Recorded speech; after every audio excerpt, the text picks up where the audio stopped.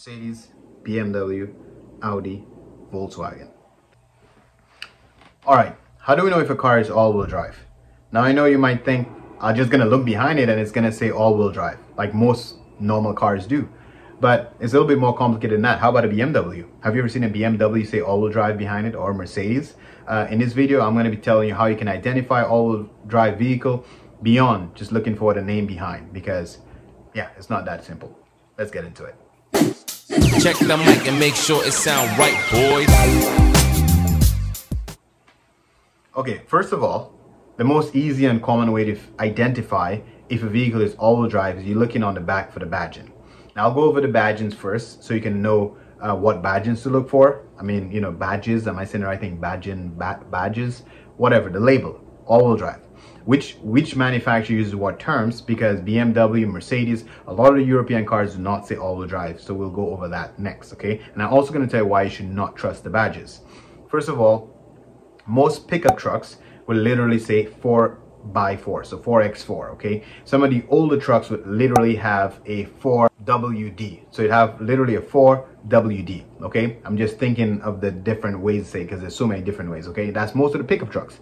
Now if you go to normal SUVs and cars, it will say AWD, as in all-wheel drive. Now it starts to get complicated because the Europeans decided that they do not want to mention all-wheel drives like all the other peasants, because obviously they're overcharging you for that Mercedes, the BMW, and the Audis and all that kind of car. So we must have a fancier way to say all-wheel drive. We have to be able to stand out different than all of the other manufacturers, okay? So let's just not say all-wheel drive. Maybe they hire a case study group to basically come up with those fancy names. I don't know why they had to make it so complicated, but the reason why I think it was important to make this video is because in selling cars and repairing cars, I know a lot of consumers don't even know if the BMW or the Mercedes is all-wheel drive until I show them what to look for. Now, let's start with Mercedes. Mercedes went with 4MATIC as a way of saying all-wheel drive. So if you got a Mercedes and it says 4MATIC on it, that's how you know it's all-wheel drive. BMW went with X-Drive. So whenever you see X-Drive on the back of the BMW, you know it's all-wheel drive. Now in some cases, BMW chose to put the badging on the fender. The driver's side and the passenger front fenders would have X-Drive there. So that's where you look for it. Let's go into Audi. Audi decided to go with Quattro, if I'm saying it correctly. Okay, so that's how Audi identifies as a all-wheel drive vehicle. Volkswagen chose to go with 4Motion as their way of identifying as an all-wheel drive. Even Tesla now goes with dual motor, still not saying all-wheel drive.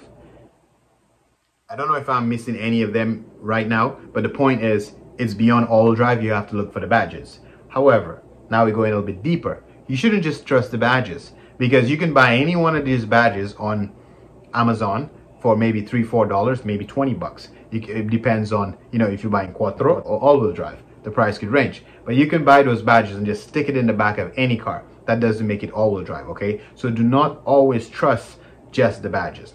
The second thing you should check to confirm if your car is all-wheel drive or not is to look inside. Most pickup trucks have different levels of all-wheel drive, and most SUVs may have an option to lock the all-wheel drive, so all the wheels will lock in gear, okay? Some of them are auto, so they may not have any buttons inside, but most all-wheel drive vehicles would have something inside of the vehicle to identify it's all-wheel drive. So you can look for, if it's the older pickup trucks, it has a second gear where you can put the four-wheel drive in high, low, medium range. If it is a newer pickup truck, you might have a dial that says all-wheel drive, high, medium, low. The point is there'll be some sort of button inside, or gear or knob, to say that it's to show you what levels to set it. So as the SUVs will equally have those buttons. Now, in some more modern new cars, you may not find a button because it will be done all automatically. The car will decide, you know, how to lock this diff and open up this diff and all that kind of stuff. So the third way you can find out is you can always take the VIN number and do a VIN decode on it. If you do not have access to decoding the VINs, you can always call your local dealer, give them the VIN number, and they can tell you if that car is all-wheel drive or not. The fourth and easiest way, if you have the luxury of looking under the car and seeing under the vehicle, you can look for an axle. If the car is all-wheel drive, that means all of the wheels are powered. Whether it be by the transfer case transferring the power, or the rear differential, you have some sort of power mechanism to spin those wheels, okay?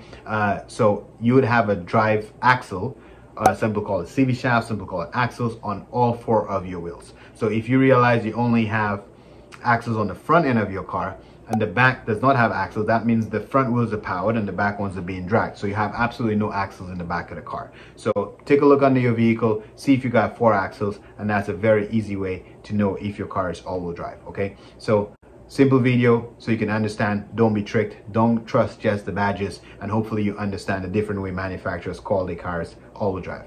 Hopefully this was helpful, and I'll catch you on the next one. Thanks for watching.